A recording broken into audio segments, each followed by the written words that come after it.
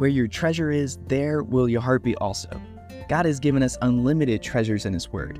Every time we open it, we can discover a new treasure or admire an old one. What will we find today? Here's Carla Early with Treasure Hunt in the Word.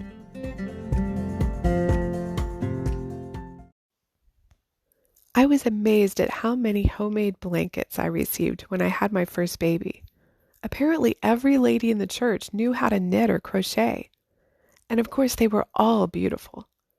But my favorite was actually a square quilt that my great Aunt Irene made.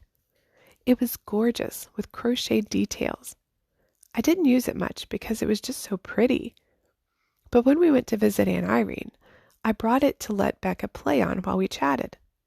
Since she wasn't crawling yet, a blanket spread on the floor contained her just as well as a playpen.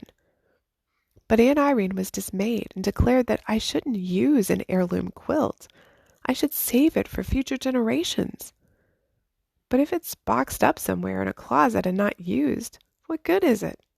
If we don't use it, no memories will be attached to it. And would the next generation be able to use it? They'd probably keep it in a box somewhere too. How pointless. God gives each of us many gifts to share with the world, whether they're spiritual gifts, natural talents, or physical resources.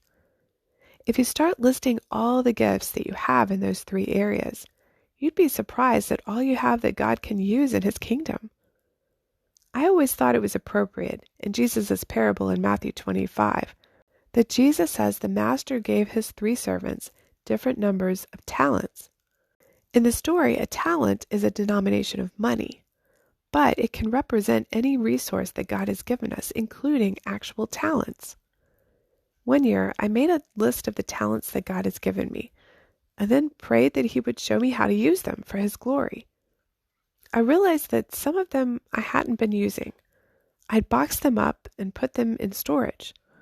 Some were in a big box labeled fear. Among other things in this box was leadership. I was afraid of getting up in front of people, afraid to step out in faith and teach a Bible study or sing or do anything that would set me up for criticism. Terrified, really. I was afraid of showing my writing to others, afraid of being rejected. But when I stepped out in faith, many things started to happen. As in the parable where the faithful servant's talents multiplied, God started opening doors for me, making it easier and less terrifying each time I said yes to His leading.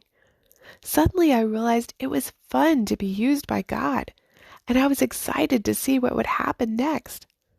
I got those talents out of storage, put them to use, and found that I got way more than I bargained for. It was so freeing to be able to say, sure, I'll be glad to do that, instead of agonizing over how scary it would be. Do you have some talents, gifts, or other resources boxed up in storage? Your boxes may be labeled fear, inconvenience, pride, or even laziness. Will you open them today, pray over them, and commit to use them as God gives you the opportunity? You can contact us at treasurehuntintheword@gmail.com. We'd love to hear the treasures God has given you through His Word. You can listen to other episodes on our website, which you can find in the description below. Thank you for listening, and remember, where your treasure is, there will your heart be also.